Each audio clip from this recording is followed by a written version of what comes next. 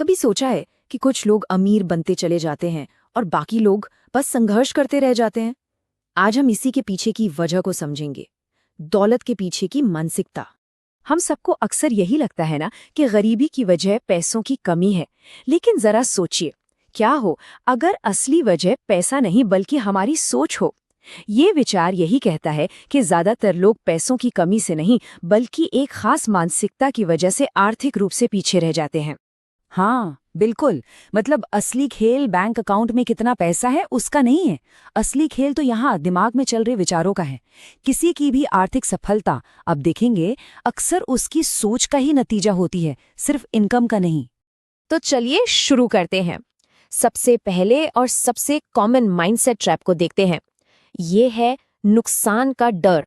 यहाँ पर ना दो एकदम अलग सोच दिखती हैं। एक तरफ है पॉवर्टी माइंडसेट।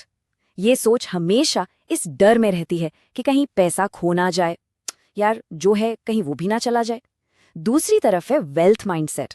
इसका फोकस अवसर पर होता है। अच्छा, इसमें पोटेंशियल अपसाइड क्या है, क्या फायदा मिल सकता है। ओके, अब आगे बढ़ते हैं।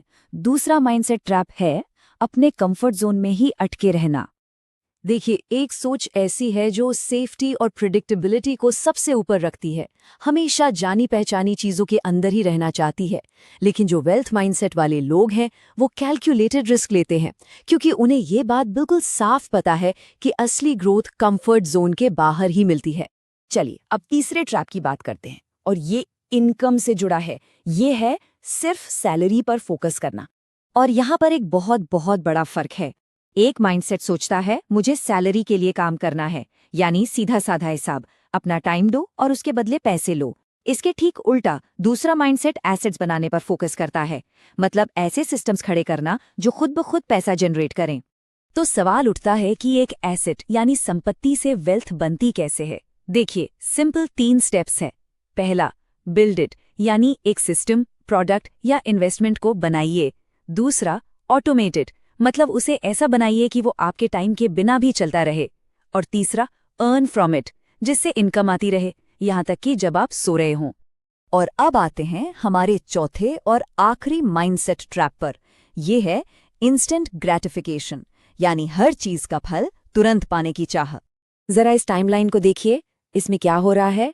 आज एक छोटा सा सैक्रिफाइस या इन्वेस्टमेंट किया जाता है, फिर धीरे धीरे समय के साथ वो छोटा सा गेन कंपाउंड होने लगता है, बिल्कुल जैसे कंपाउंड इंटरेस्ट काम करता है। और आगे चलकर फ्यूचर में जो रिवॉर्ड मिलता है वो शुरुआती सैक्रिफाइस से कहीं कहीं ज्यादा बड़ा होता है।